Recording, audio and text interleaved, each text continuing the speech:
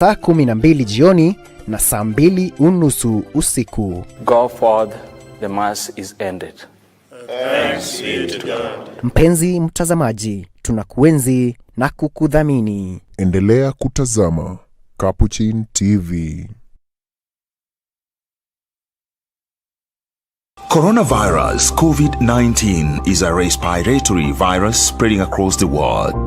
The infection is spread from droplets of coughing and sneezing of an infected person, touching or shaking hands, or being in contact with contaminated surfaces or objects with the virus. The signs and symptoms are fever, coughing, headache, body ache, difficulty in breathing.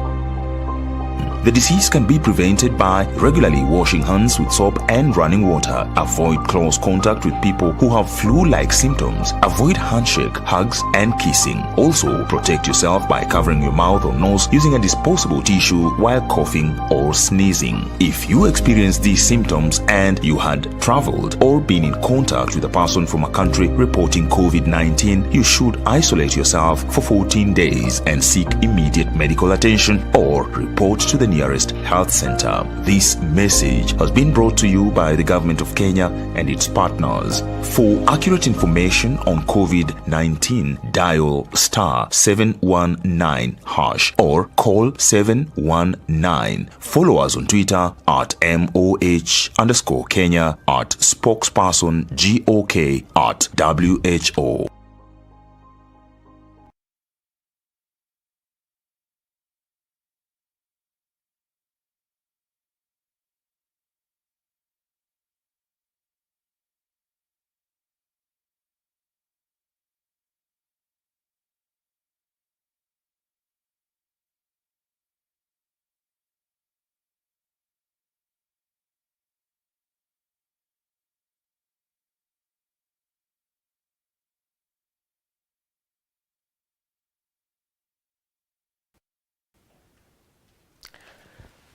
Do you know that health is everything you need to eliminate wasteful medical or hospital expenses?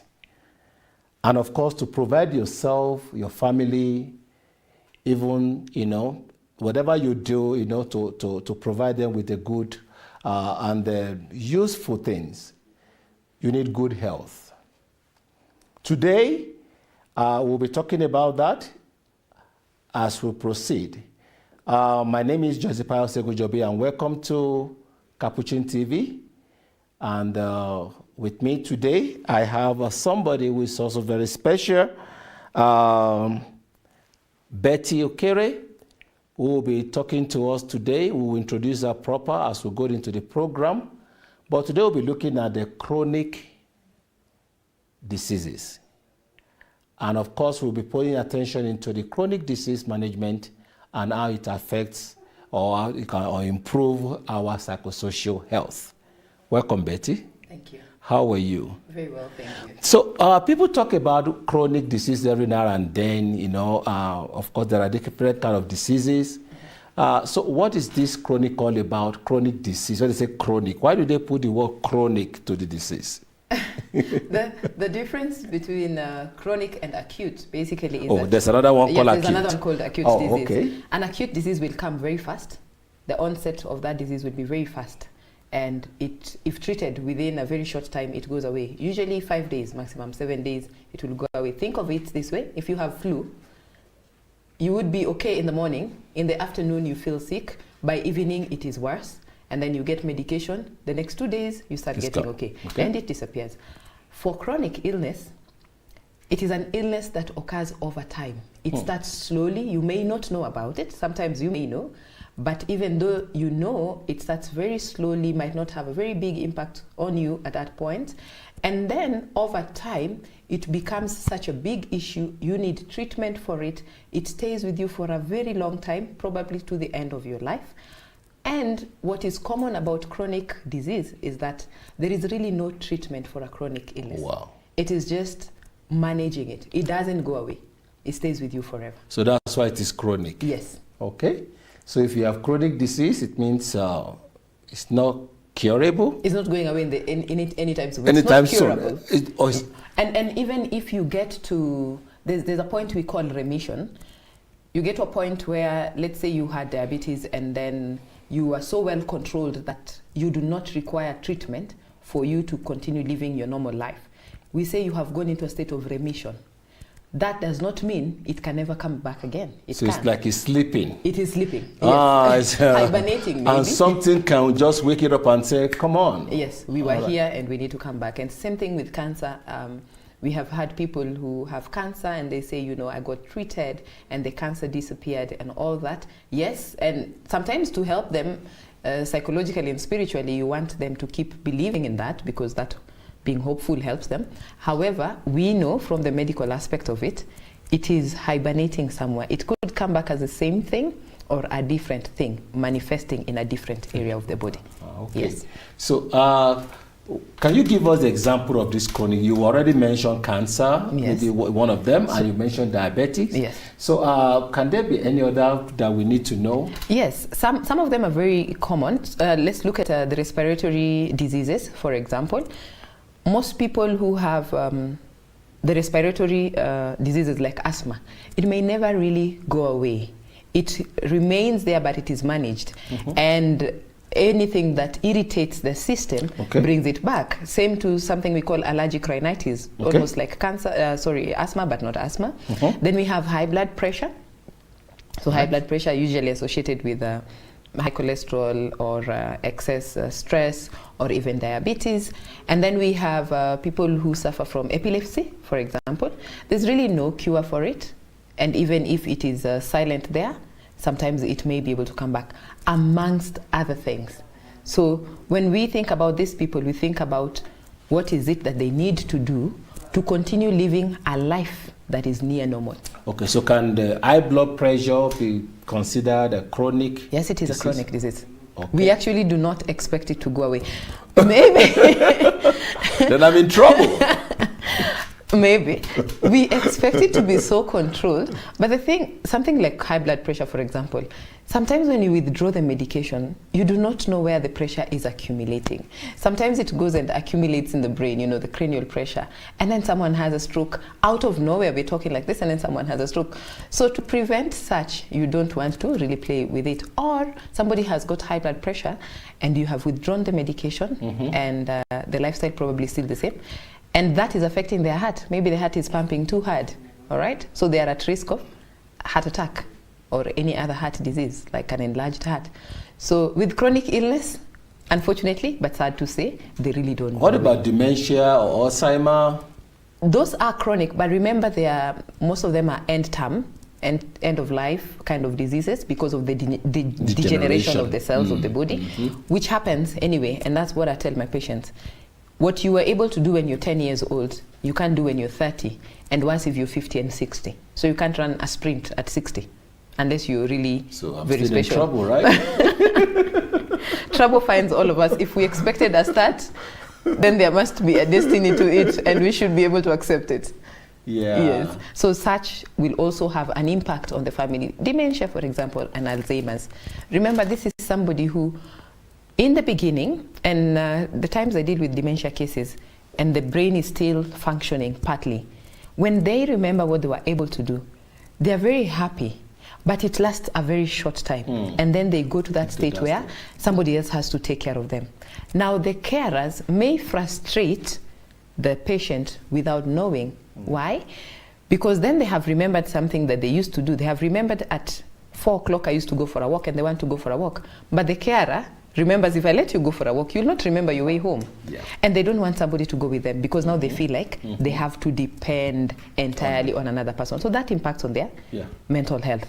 And so the same also impacts on the carer's health status.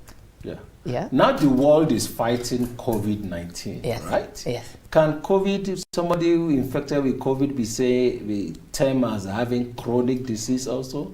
Because, you can go and come back. For COVID is a very new disease. None of us understands it. That's for sure. We're all just in the murky waters, trying to get the little bits and pieces of what COVID is and see how it works. Every day it is mutating into a different strain. the management is changing every single day. But we may not call it chronic as at this point. If later research says that this is chronic because it lives in our body after that, then we might consider it. But for now, it's very acute because it comes very fast. Within the 14 days, it has blown up to whatever it is. Either you get healed or you succumb, or then you're left with some lesions of the disease. So we may not call it chronic, but COVID has had a great impact on the mental health of people. Those families that have suffered COVID, have seen their loved ones die because of COVID, are so scared. And so it gets to a point where they're even paranoid, right? Those are families where you might never enter where they are. Whether you have the 2 shots or not, you cannot go near them without the mask. Actually, somebody just told me a few days ago that a colleague lost both parents on the same day. Yes.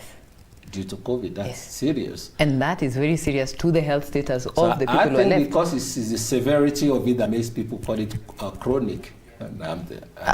Yes, but remember, even an acute illness can be very severe. Talk about something like acute kidney injury. There's chronic kidney injury, kidney disease, but there's also acute kidney injury. You're sick one day, you're dehydrated, and your kidney shuts down. Wow. You either get the help there and then in the shortest time possible, or you are normal.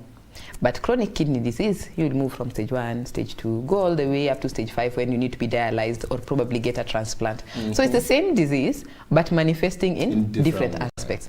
And with acute kidney injury, for example, you'll get healed and you'll be normal.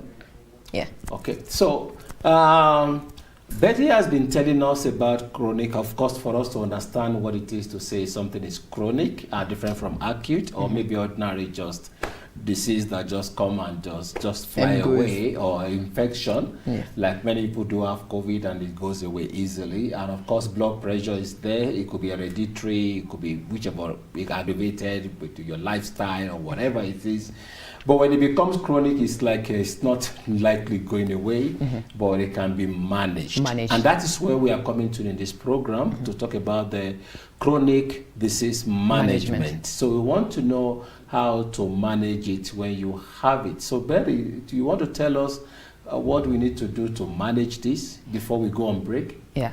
So most of the time, a majority of the chronic illnesses have got a lifestyle aspect to them. So you're talking about diabetes, for example, and especially type 2. Then you realize there is an aspect of sedentary lifestyle.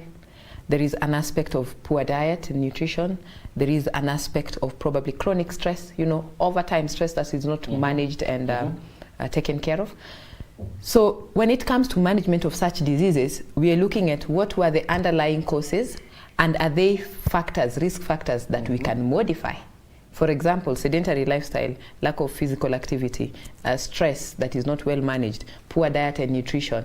Those are modifiable risk factors. Some risk factors may be non-modifiable. Your age, you will do nothing about that. Or even if I'm taking medication to look younger. I hope and wish it works. But age is one of them. If it is a hereditary condition, it's in the family, and therefore you are bound to get it. So you just need the lifestyle to pull the trigger. Like my blood pressure, for example, is like that. My both parents have it, so I have theirs double. So you have a high affinity or a high probability of you're predisposed to it. I'm actually exposed, not even predisposed. Exposed to it. However, it is in the body. The person who pulls the trigger for the gun to be able to kill is now the person suffering the disease. Myself. Yes, by now the lifestyle. And we'll not go into that. That's a totally different topic, not today. And so when we look at that management, it calls for changing what you have gotten used to over time. All right? You're overweight and probably you have type 2 diabetes, and we need to manage you. We are asking you to start living a healthier lifestyle to help you lose this weight. What does that mean? You have to do more exercises and you have to eat in a particular way. So that may have an impact on your mental health. Sure. Because you're not used to running, and we're here telling you have to run. You're not used to seeing your plate having a lot of vegetables and not your normal starch. So you have to get used to that. And that impacts on the family as well as the person who's suffering. Yeah. If it's a man, for example, and they're a married man, and we are telling that, most of them will come back and say, when what you've told me to eat is very good, and I appreciate. But my wife will not accept the size of food I put on my plate. I have to answer, where else did I eat? Yeah. So that, again, impacts on the mental health of these people. Okay, so thank you very much, Betty, for what you have telling us and for us to understand about chronic diseases. And of course, it can be managed, even though we say it may not go away. So it's not something you need to be afraid of, even when you have it.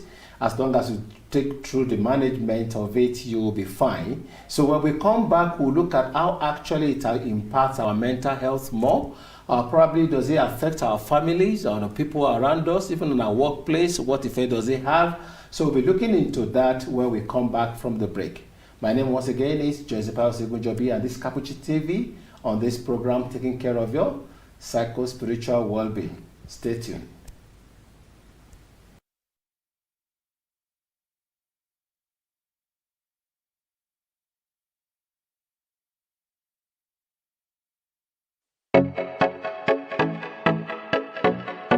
Hail, Holy Queen, Mother of Mercy.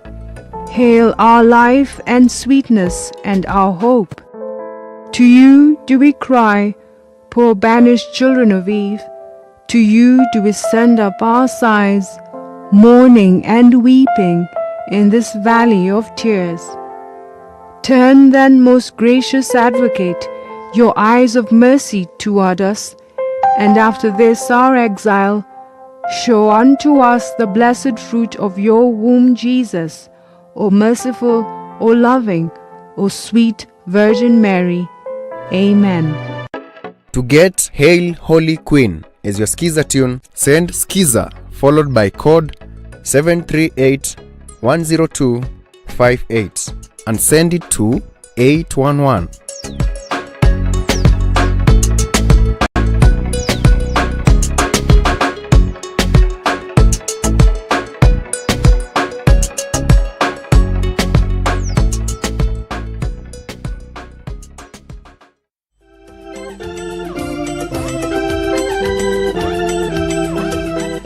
Capuchin TV, a Catholic broadcasting ministry. Misa takatifu ya kila siku ni kama ifuatavyo: saa 1 kamili asubuhi, saa 7:30 mchana, saa 12 jioni na saa 2:30 usiku. Go forth, the Mass is ended. Thanks be to God. Mpenzi mtazamaji, tunakuenzi na kukudhamini. Endelea kutazama Capuchin TV.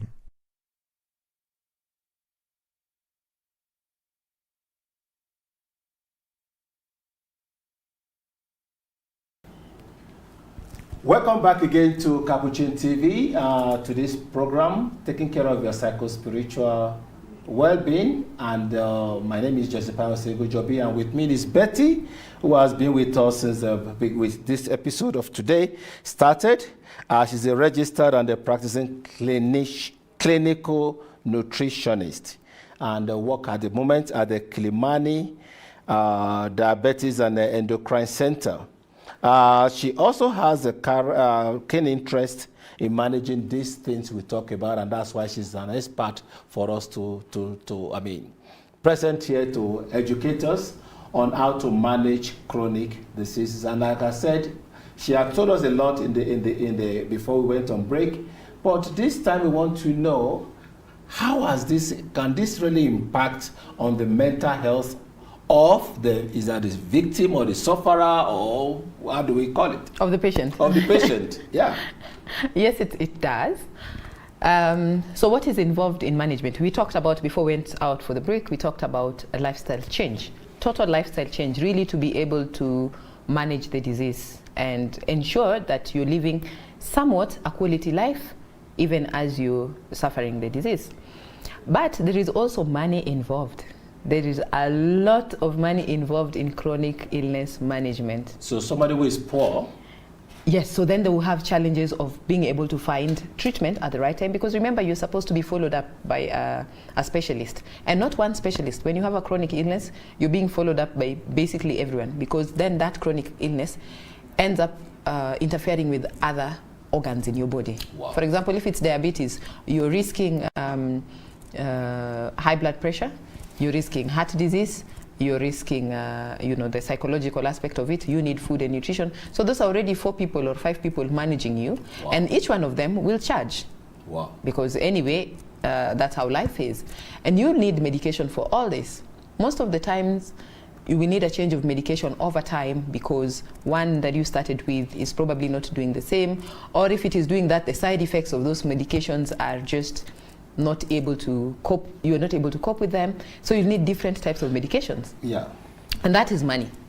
So, meaning if I have to deal with chronic health diseases, it must be treated medically. Can I pray? I don't want to sound like an atheist. You can pray. You are encouraged to pray. I was just, at the break, I was just reading something, and it says your mind believes everything that you tell it. If you feed it hope, you feed it love, you feed it self-care, it will be relieved in all that, and that is what it will give you back.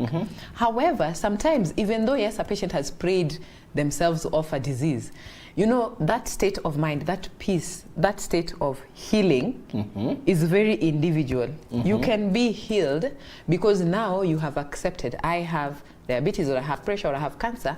I was sad about it, I was angry, I was annoyed. You've passed through all those stages of grief. And now you've come to accept it. So you're at peace, you're healed, but you're not cured. So that's the difference. So medically... What about those who pray and miracle happen?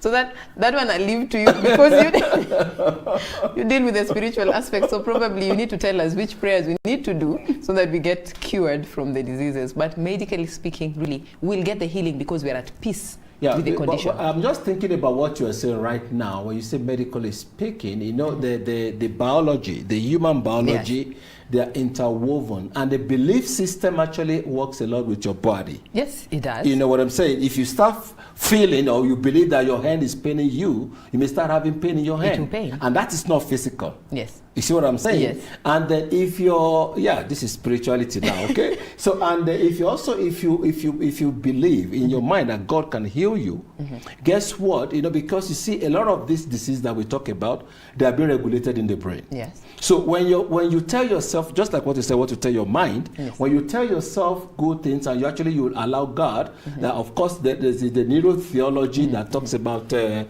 there's a gas spot in the brain. So, and you are able to tap, you are powerful enough to tap into the gas spot in the brain. Maybe you can rewire some part that can actually affect your body system. I'm serious now. Scientifically, and that's good, but scientifically also remember, and that's why we encourage people to be around happy people, happy moments. Keep a non-toxic environment, and even do activities that help you to promote and build you. Feel good hormones. You are tapping into this, the human spirituality. That's what you are tapping into. If your feel good hormones are high, nothing will annoy you. For example, if you run and you increase your endorphins, it doesn't matter what somebody does to you. Even if they drop your phone, you will be fine. But if you are not physically active, and someone drops your phone, then you might go for them.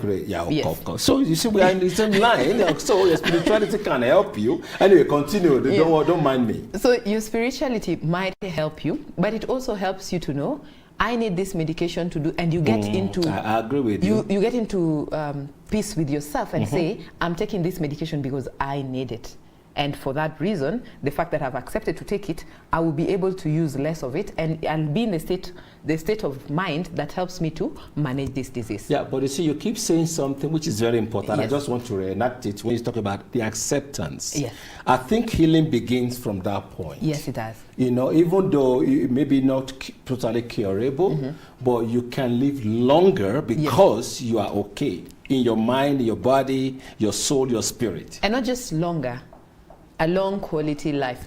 When we're talking about patients who have cancer, for example, and even though we know they are at their end of life treatment, maybe they're just on palliative care and all that, the idea is not to recreate anything new in their bodies, but the idea is to ensure that that little time that they have is quality. That is the point, whereas we will have said, oh, your sugars are bad, don't take chocolate. And that particular day, the patient wants chocolate.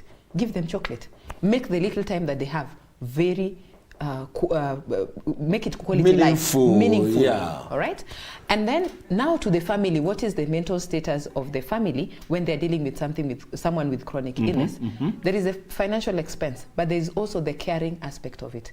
This is a husband who will come back home, and the wife wants to know, why are your sugars high? Did you go eating 1, 2, 3? And the man is feeling like, now you're making me a baby. You're handling me like I'm a child. So what happens to the wife? The wife feels rejected. They feel like whatever effort they're putting into place is not being appreciated. So everybody is in a constant state of fighting with themselves and with the person So who it could needs be the very care. challenging for families. Yes, and that increases stress. Stress increases on the other end. Yeah. Depression is just somewhere looking at the corner, both for the patient and the carer, and even the children. The worry of, do we have our parents today because they have this chronic illness? Will they be gone tomorrow? What will we do? You start thinking about what ifs, you know? So your mind may never be at peace, and that is a recipe for stress. Yes. And from stress. From stress, now you go back to all the other things you're trying to run away from. All right? You'll not be able to pray. Okay, when you're stressed out, you'll not be able to physically be active. You'll not even be able to take care of yourself. Now, the person who was the carer for the patient ends up being the sick one. Yeah. Now, something just came to my mind. What is the likelihood of somebody who is suffering a chronic disease, the likelihood of committing suicide? It is very high. Because I'm saying that because I just saw on the news a few days ago that the suicide rate in Kenya is They said crazy. 483 in 3 483, months. yeah, within 3 hours, yeah. Yes. So if you are living with a chronic illness, for example, and I'm not saying this is what they do, but we see this often, and now there is COVID, you've lost your job, the person who cares for you has lost their job, you might be feeling so hopeless to the extent you may not want to ask for that medication. And then the condition gets worse, and you may not be able to go to the hospital.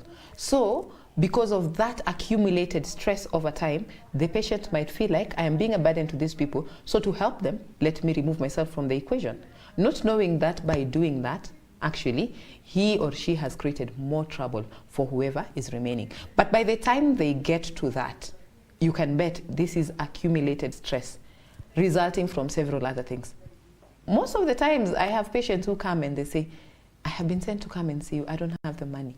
And I look at it, I also need the money, but what is the probability that this person will suffer more if I never attended to them? Yeah, I don't have money, so I'm coming to your office. Not you, the patient.